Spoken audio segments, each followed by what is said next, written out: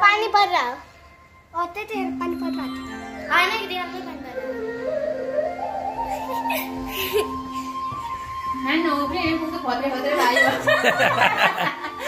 तिमीले गरेर आएको चिज त हेरे किन डर लाग्यो छोरी तिमीलाई तिमीलाई के डर लाग्यो टिभीमा आएर खुसी भएको ल गुड